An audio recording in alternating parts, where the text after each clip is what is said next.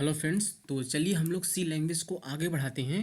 तो अभी तक 9 वीडियोस सी लैंग्वेज पर अपलोड हो चुके हैं।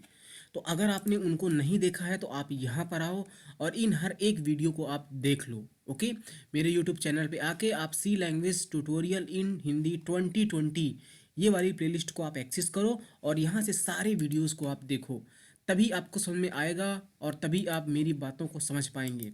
तो लास्ट वीडियो में हमने आपको प्रिंटफ फंक्शन के बारे में बताया था, जहां पर हमने सीखा था कि हम प्रिंटफ का यूज कर सकते हैं सिंपल मैसेज को प्रिंट करने के लिए। जो भी हम प्रिंटफ के डबल कोट्स के अंदर लिखते हैं वो एज इट इज़ प्रिंट हो जाता है हमारी आउटपुट स्क्रीन पर। लेकिन कुछ स्पेशल कैरेक्टर होते हैं जिनका मतलब हमारे आउटपुट में मिलता है, मतलब उनका जो इफेक्ट होता है, जिस काम के लिए वो बने होते हैं वो काम हमें, मतलब उनका इफेक्ट हमारे आउटपुट पे मिलता है। और हमने ये देखा था कि हम लोग format specifier, control string, %d%c %f %lf का यूज करके किस तरह से वेरिएबल्स की वैल्यूज़ को प्रिंट कर सकते हैं, है ना। इस पूरे प्रोग्राम में आपको इतनी चीज़ें हमने एक्सप्लेन की थी जो हाईलाइटेड है, और इतनी ही चीज़ें अभी आपको समझने की ज़रूरत है। इस हाईलाइटेड चीज़ों के अलावा अभी क्या लिखा है प्रोग्राम में आपको उसको नहीं समझना है। ओके, आज हम लोग बात करने वाले हैं स्कैनफ के बारे में, है ना। तो जब हमने वेरिएबल्स को बनाया था तो हमने समझा था कि इन वेरिएबल्स को बनाते समय ही हम इसमें वैल्यूज़ को रख सकते हैं इस तरह से असाइनमेंट ऑपरेटर लगा करके। लेकिन हम चाहें तो यूजर से भी वैल्यूज़ को ले करके इन वेरिएबल्स में रख सकते हैं, है ना। आज हम वही करने वाले हैं। इस प्रोग्राम को आप ध्यान से देखिए, ये कल वाला प्रोग्राम है, लास्ट वीडियो वाला, जिसमें हमने सिंपली नम, CH, F और D की वैल्यू को प्रिंट किया था, है ना। अगर मैं एक बार इस प्रोग्राम को रन कर दूं तो आप देखना कि जो भी वैल्यूज़ नम, CH, F और D वेरिएबल में हैं वो यहाँ पर इस तरह से प्रिंट हो रहे हैं, है ना। आज हम लोग देखने वाले हैं कि इन वेरिएबल्स में हम लोग वैल्यूज़ यूज़र से किस तरह से इनपुट करा के इसमें रख सकते हैं, है ना। तो चलिए उसको समझते हैं। अब हमें यूज़र से इनपुट ले करके डेटा को रखना है। तो मैं यहाँ पर जो हमने इनको इनिशियलाइज किया है इसको मैं यहाँ से हटा दे रहा हूँ, है ना। ये हम इनिशियलाइज यहाँ पर इस तरह से नहीं करेंगे, इस तरह से। तो हमने इनमें वैल्यूज़ नहीं है। तो क्या होगा जब मैं इसमें वैल्यूज़ को नहीं रखा हूँ और उनकी वैल्यूज़ को मैं प्रिंट करने की कोशिश करता हूँ तो क्या होगा। आप थोड़ी सी चीज़ें यहाँ पर और सीखिए। यहाँ पर आप देखिए कि कुछ गार्बेज वैल्यू, रैंडम नंबर, कुछ भी रैंडम डेटा प्रिंट हो रहा है ना, जिसको हम बोलते हैं गार्बेज वैल्यू।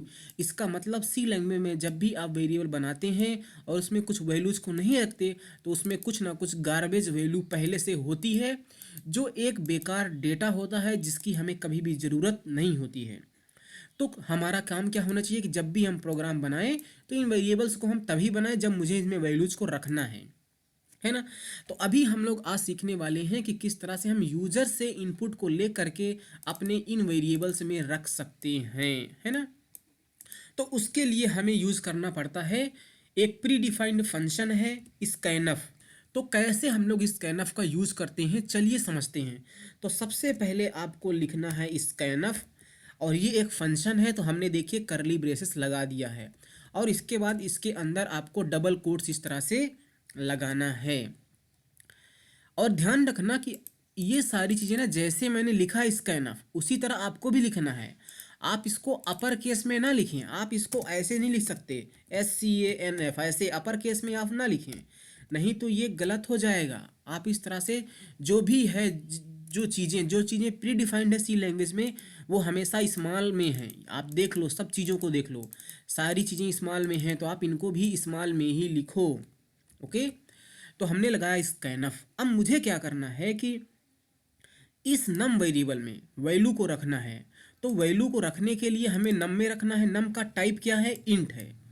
जब मैं टाइप की बात करूंगा तो आपको डेटा टाइप देखना है। तो नम का टाइप क्या है? इंट है। CH का टाइप क्या है? कैर है। फ्लोट का टाइप क्या है? एफ का टाइप है फ्लोट। डी का टाइप है डबल। तो हमें ये बहुत अच्छी तरह से पता है कि जो फॉर्मेट स्पेसिफायर होता है इंटीजर के लिए वो होता है %d, है ना। जो कैरेक्टर के लिए होता है वो होता है क्या? %c। और इसी तरह से फ्लोट के लिए जो होता है वो है %f, और डबल के लिए जो होता है वो क्या है? %LF। इस तरह से ये चीज़ें हमें पता है। और ये भी पता है कि हम इन्हीं चीज़ों का फॉर्मेट स्पेसिफायर का यूज़ करके भी वैल्यूज़ को इनपुट करते हैं और प्रिंट करते हैं। प्रिंट किस तरह से करना है यहाँ पर हमने आपको एक्सप्लेन किया था। आज हम इनपुट करने की बात करेंगे। तो यहाँ पर अगर मुझे इस नम में वैल्यूज़ को रखना है जो यूजर इंटर करेगा, तो इसके अंदर स्कैनफ के अंदर हम यूज़ करेंगे इंट के लिए, क्योंकि इंटीजर टाइप की वैल्यू को इनपुट करना चाहते हैं हम, है ना। नम का टाइप क्या है, इंट, यानी कि इंटीजर टाइप की वैल्यू को हम इस नम वेरिएबल में रखना चाहते हैं। तो उसका फॉर्मेट स्पेसिफायर होता है %d। तो हम इस स्कैनफ के अंदर लिखेंगे %d, और फिर हम लोग क्या करेंगे, डबल कोट्स के बाहर जाके कामा लगाएंगे। ठीक उसी तरह जैसे प्रिंटफ के डबल कोट्स के बाहर जाने के बाद कामा लगा करके हम लोग वेरिएबल का नाम लिख करके वैल्यू को प्रिंट कर रहे थे।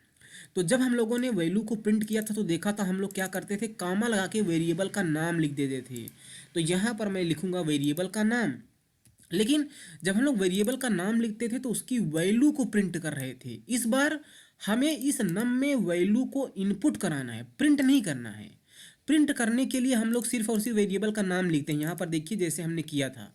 तो इस बार मुझे इनपुट कराना है, तो इनपुट कराने के लिए मुझे एड्रेस पास करना पड़ता है। क्या पास करना पड़ता है, एड्रेस। हमें ये बहुत अच्छी तरह से पता है, ये चीज़ें मैं आपको बता चुका हूँ कि जब ये इंट वेरिएबल बना होगा तो इसको हमारे रैम में जगह मिली होगी जिसका नाम नम है और जिसका एड्रेस कुछ ना कुछ होता है 1000। तो मुझे जब इनपुट कराना है तो इनपुट कराने के लिए हमें इस वेरिएबल के एड्रेस की ज़रूरत होती है, ना कि इस वेरिएबल के नाम की, है ना। जब हम लोग वैल्यूज़ को प्रिंट करते हैं प्रिंटफ का यूज़ करके, तो वहाँ पर हम लोग वेरिएबल का नाम यूज़ करके वैल्यू को प्रिंट कर सकते हैं, है ना। लेकिन जब हम लोग वैल्यू को रखते हैं तो हमें इस एड्रेस की ज़रूरत होती है ना। एड्रेस का यूज़ करके भी हम वैल्यू को प्रिंट कर सकते हैं, है ना। देखिए जैसे यहाँ पर हमने नम की वैल्यू को प्रिंट किया तो हमने वेरिएबल का नाम लिखा। जो ये वेरिएबल हमने बनाया यानी कि ब्लॉक है, इसका कुछ ना कुछ एड्रेस भी है। हम इस एड्रेस का यूज़ करके भी इस वेरिएबल की वैल्यू को प्रिंट कर सकते हैं, जो हम आगे देखेंगे, अभी नहीं देखेंगे। लेकिन हम अगर वैल्यूज़ को रखना चाहते हैं नम वेरिएबल में तो हमारे पास एक ही चॉइस है, वो है एड्रेस। हमें उस वेरिएबल का एड्रेस यहाँ पर लिखना पड़ेगा जिस एड्रेस पर हम वैल्यू को इनपुट कराना चाहते हैं।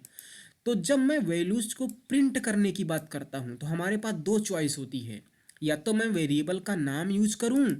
नाम किस तरह से यूज़ करना है आपको पता चल गया, लेकिन एड्रेस का यूज़ करके वैल्यूज़ को किस तरह से प्रिंट करना है जिसको हम आगे पढ़ेंगे।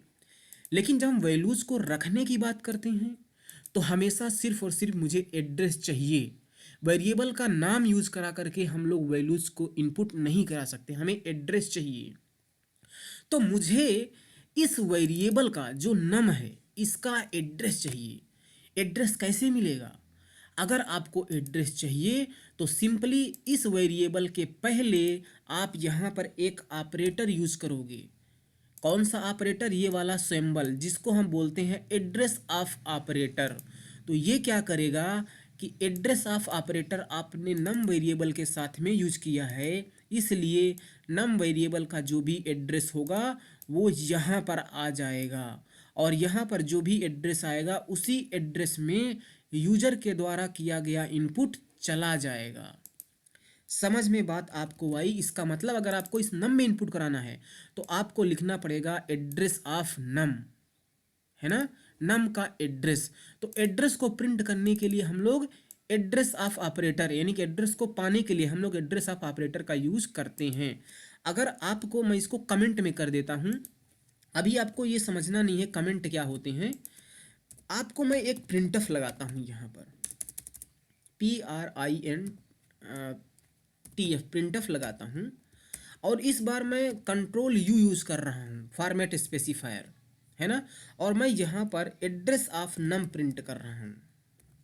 देखिए इस बार हमने यहाँ पर प्रिंटफ में एड्रेस ऑफ नम को यूज़ किया है। तो जब हम नम को सिंपल तरीके से यूज करते हैं तो वो उसकी वैल्यू को प्रिंट करेगा, लेकिन अगर उसके पहले हमने एड्रेस लगा दिया तो इस नम का जो एड्रेस होगा वो एड्रेस प्रिंट करेगा, है ना। प्रिंटफ का क्या काम होता है? प्रिंट करना। तो जब आपने सिंपल वेरिएबल का नाम लिखा तो वो वेरिएबल की वैल्यू, लेकिन अगर आपने वेरिएबल के पहले एड्रेस लगा दिया तो उस वेरिएबल का एड्रेस आ जाएगा, और अगर उस वेरिएबल का एड्रेस आया तो प्रिंटफ फंक्शन प्रिंट करेगा, तो उस वेरिएबल का एड्रेस प्रिंट कर देगा। तो अगर मैं इस प्रोग्राम को रन करूं तो आप देखना जो पहली वाली हमें आउटपुट मिलेगा वो हमारे नम वेरिएबल का एड्रेस होगा। ये देखिए यहाँ पर एड्रेस प्रिंट है ना, कुछ बड़ी नंबर।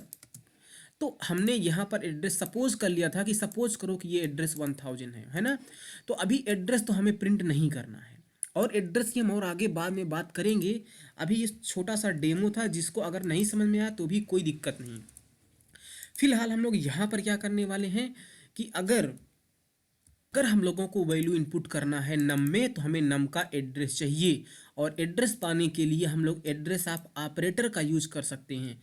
जिस भी वेरिएबल के पहले हम एड्रेस लगा देंगे उस वेरिएबल का एड्रेस हमें मिल जाएगा। तो इस तरह से हमने नम में वैल्यू को इनपुट करा लिया है। तो जब लाइन एग्जीक्यूट होगी तो पहले ये लाइन चलेगी, फिर ये चलेगा तो हमें एक इंटीजर टाइप की वैल्यू को इनपुट करने का चांस मिलेगा, है ना। तो चलिए मैं एक काम करता हूँ, मैं इसको रन करता हूँ प्रोग्राम को। तो मैंने यहाँ पर प्रोग्राम को रन किया और आप यहाँ पर देख सकते हो अभी हमें इनपुट करने का चांस मिल रहा है, क्योंकि हमारा प्रोग्राम यहाँ पर है।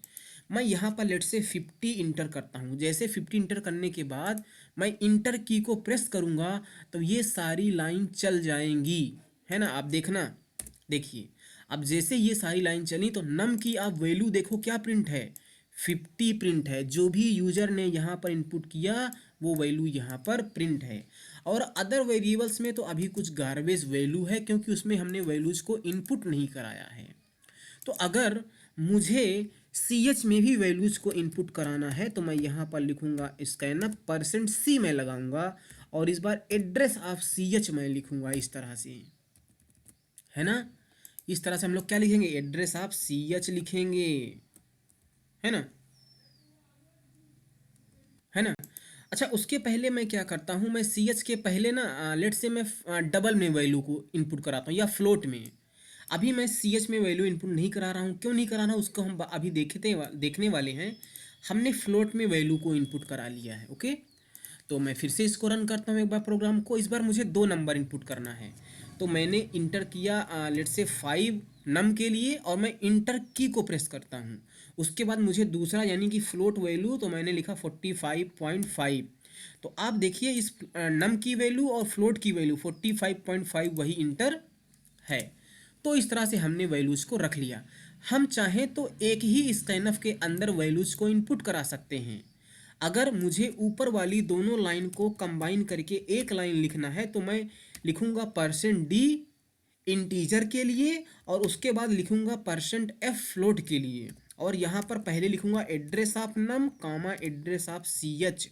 इस तरह से हम एक ही लाइन में दोनों की वैल्यू को इनपुट करा सकते हैं। इसको मैं कमेंट में कर देता हूँ।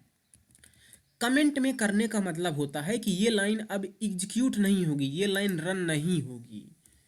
तो आप देखना फिर से CH नहीं होगा, यहाँ पर हमें F में फ्लोट में वैल्यू को इनपुट कराना है ना।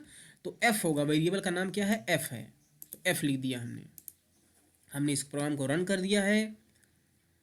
और अभी आप देखो मैं इंटर करता हूँ 4 एंड 4.5। देखिए 4 प्रिंट है एंड 4.5 प्रिंट है ना। तो आप जितना चाहें, अगर आपको इस डबल में वैल्यू को लेना रखना है तो आप लगाएंगे %LF, है ना, और यहाँ पर जाएंगे कामा लगा के एड्रेस ऑफ D लिखेंगे, है ना। अभी हमने CH में वैल्यू को इनपुट नहीं कराया है, अभी मैं बता रहा हूँ क्यों इनपुट नहीं कराया है। मैं इंटर करता हूँ लेट्स से 2.5 एंड 3.56। देखिए 2 प्रिंट है, 2.5 3.56 इस तरह से प्रिंट हो रहा है। ये समझ में आया। तो स्कैनफ का यूज करके आप वैल्यूज को किस तरह से इनपुट करेंगे ये भी आपको समझ में आया। लेकिन अच्छा आप बताइए, जब मैं इस प्रोग्राम को रन कर रहा हूँ तो मुझे पता नहीं चल रहा है कि इस समय पर अगर कोई दूसरा आदमी, अगर पर्सन हमारे प्रोग्राम को देखे, ऐसे आउटपुट देखे, तो आप बताइए कि क्या उसको समझ में आएगा कि हमें 3 तीन वैल्यूज़ को इंटर करना है। पहली वैल्यू इंटीजर टाइप की होनी चाहिए, दूसरी वैल्यू फ्लोट टाइप की, तीसरी वैल्यू डबल टाइप की। नहीं, यूजर को समझ में नहीं आएगा। तो जब मैं प्रोग्राम को लिखता हूँ तो ये हमारी रिस्पॉन्सिबिलिटी है कि जो मैं प्रोग्राम को लिखूँ वो दूसरों लोगों को समझ में आए, है ना। तो इसलिए मैं क्या करूँगा, मैं प्रिंटफ फंक्शन का यूज करूँगा। और कहाँ यूज कर रहा हूँ, स्कैनफ के ऊपर, है ना। और मैं यहाँ पर मैसेज देता हूँ enter a int type value comma float value and double value. इस तरह से हमने एक मैसेज दे दिया और लाइन चेंज कर दिया। तो ये वाला स्कैनफ चलने से पहले ये वाला प्रिंटफ चलेगा, और अगर ये प्रिंटफ चला तो इसके अंदर हमने जो कुछ भी लिखा है वो प्रिंट करेगा।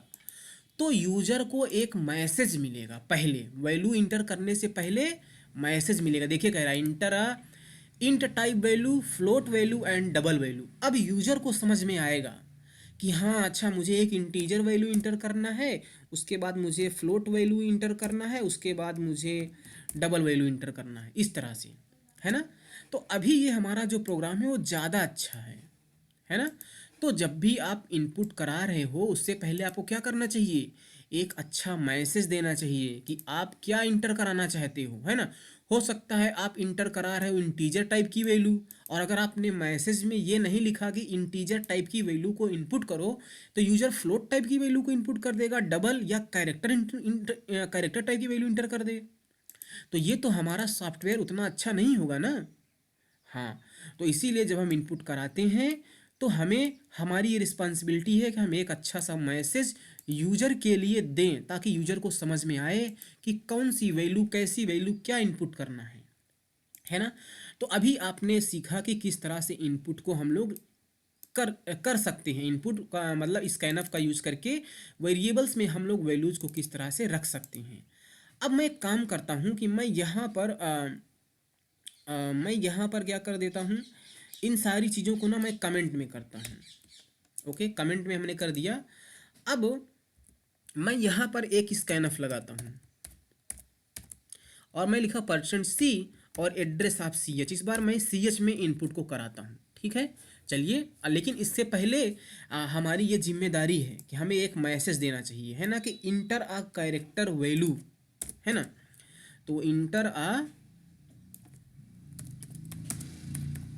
कैर टाइप वैल्यू, है ना। तो यहाँ पर चलिए हम लोग इंटर करते हैं। तो अब यहाँ पर देखिए, हमने आपको बताया था कि कैरेक्टर जो होते हैं सिंगल कोट्स में होते हैं। तो आप यहाँ पर सिंगल कोट्स इस तरह से लगा के वैल्यू इनपुट नहीं करेंगे।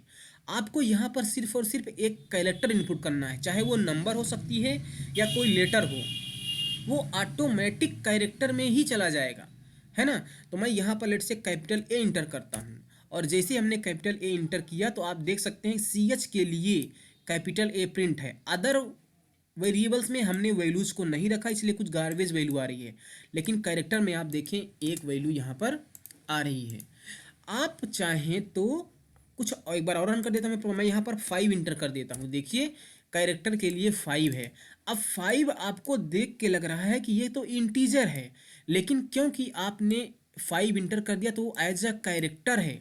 और हमने आपको अपने पहले ही वीडियो में बताया था कि कैरेक्टर में न केवल अल्फ़ाबेट्स आते हैं, अगर आप नंबर्स को भी सिंगल कोट्स में रख दो तो वो भी कैरेक्टर माना जाएगा, है ना। लेकिन शर्त क्या थी कि इसके अंदर सिर्फ और सिर्फ एक सिंबल होना चाहिए।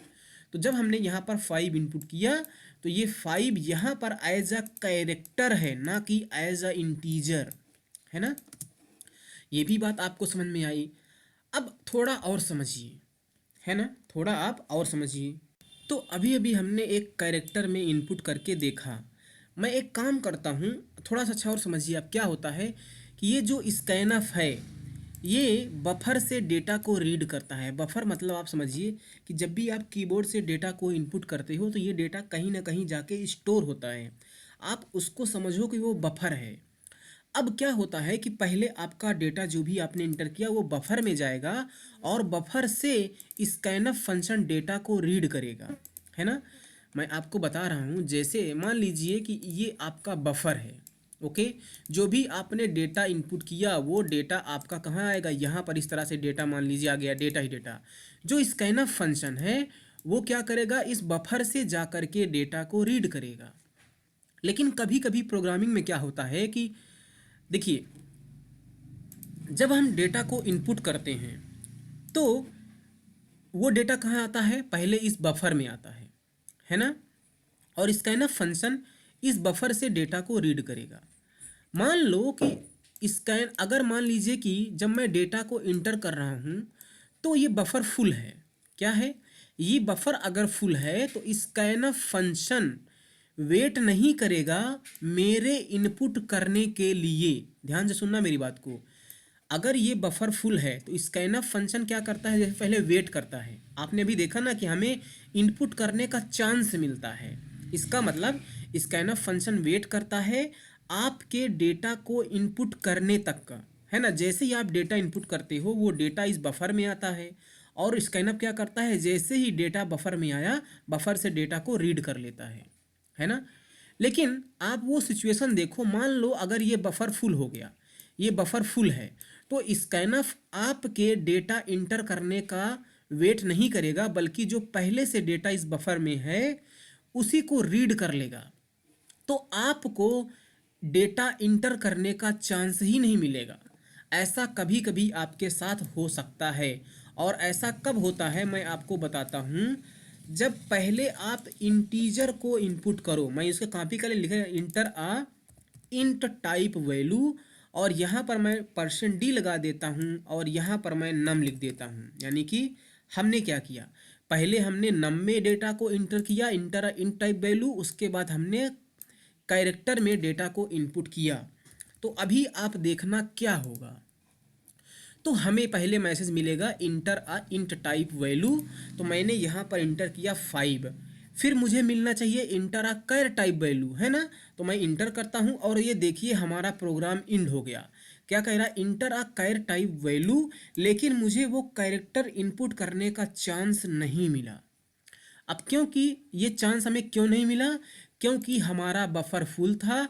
स्कैनफ ने वही पुराना डेटा कुछ भी होगा उसे रीड किया होगा, तो हमें ये चांस नहीं मिला। लेकिन हम तो कैरेक्टर टाइप की वैल्यू को इनपुट करना चाहते थे। तो इसलिए मुझे क्या करना पड़ेगा कि अगर ये हमारा बफर फुल है, हमें डेटा को इनपुट करने का चांस नहीं मिला, तो ये हमारी रिस्पांसिबिलिटी है कि हम इस बफर को खाली करें। क्या करें, हम इस बफर को खाली करें, तब हमें डेटा को इनपुट करने का चांस मिलेगा। तो जब हमारी ये लाइन चली तो हमारा बफर फुल हो जा रहा था, तो इसके ऊपर ही हम एक लाइन कोड लिखेंगे जो क्या करेगा, हमारे बफर को खाली करेगा। तो एक हम लोग प्री डिफाइंड फंक्शन का यूज करते हैं, एफ फ्लश। ये देखिए फंक्शन यहाँ पर आ गया एफ फ्लश, और इसमें हम stdin ये दूसरे नंबर वाला आर्गुमेंट पास करते हैं। क्या यूज किया हमने, फंक्शन, और उसमें stdin इस तरह से लिखा है। तो ये क्या करेगा, हमारे बफर को खाली कर देगा, और जब हमारे बफर को खाली कर देगा तो हमें कैरेक्टर टाइप की वैल्यू को इनपुट करने का चांस मिलेगा। मैं इसको रन कर देता हूँ प्रोग्राम को। इस बार आप देखना, कह रहा इंटर अ वैल्यू, हमने इंटर किया लेट्स से 50। अब देखिए कह रहा है inter a character type value, मैं यहाँ पर इंटर करता हूँ लेट्स से कैपिटल N, और यहाँ पर आप देख सकते हो नम में 50, CH में कैपिटल N आ चुका है ना। तो ये भी आप ध्यान रखना। अब अगर आपको और भी कुछ वैल्यू चाहिए, फ्लोट और डबल में रखना है, तो आप क्या करिए, ये फ्लोट के लिए, ये डबल के लिए, इंटर अ फ्लोट टाइप वैल्यू, और यहाँ पर आप क्या लिखोगे, %f, यहाँ पर %f, इंटर अ डबल टाइप वैल्यू, और यहाँ पर क्या लिखोगे, LF, और यहाँ पर क्या लिखोगे, डी में आपको डेटा को इनपुट कराना है, और ये सारी चीज़ें यहाँ से प्रिंट हो जाएंगी। तो देखना अभी आपको सब कुछ यहाँ पर मिले। इंट टाइप वैल्यू हमने इंटर कर दिया लेट्स से 30, एक कैरेक्टर इंटर करना है, हमने इंटर कर दिया लेट्स से कैपिटल B। कह रहा फ्लोट टाइप वैल्यू हमने इंटर किया 5.6, डबल टाइप वैल्यू 45.56, और ये देखिए जो भी वैल्यू हमने इंटर किया यहाँ पर प्रिंट हो रहा है। तो इस तरह से अब आपको ये चीज़ें आती हैं कि किस तरह से आप यूजर से इनपुट ले सकते हो और उनको किस तरह से प्रिंट कर सकते हो। प्रिंट करने के लिए हम लोग प्रिंटफ यूज करते हैं और फॉर्मेट स्पेसिफायर इनपुट करने के लिए हम लोग फॉर्मेट स्पेसिफायर और स्कैनफ फंक्शन का यूज़ करते हैं, जिसमें हम हमेशा एड्रेस पास करते हैं उस वेरिएबल का जिस वेरिएबल में हमें वैल्यू को रखना होता है। और एड्रेस कैसे मिलेगा, एक एड्रेस ऑफ ऑपरेटर को हम लोग यूज़ करते हैं। तो ये प्रोग्राम आपको समझ में आया। ये प्रोग्राम समझ में आने का मेरा मतलब है कि आपको ये चीज़ें समझ में आई, ये चीज़ें जो अभी अभी हमने हाईलाइट किया हुआ है। इसके ऊपर क्या लिखा है और ये नीचे क्या है आपको समझना नहीं है, आपको इतना समझ में आना चाहिए जो ये हाईलाइट किया है हमने, है ना। अब अगले वीडियो में हम इन सारी चीज़ों की भी बात करेंगे, इनकी इनकी और इनकी भी हम लोग बात करेंगे। तो आई होप कि आपको ये सारी चीज़ समझ में आई होंगी। Thank you so much, bye bye.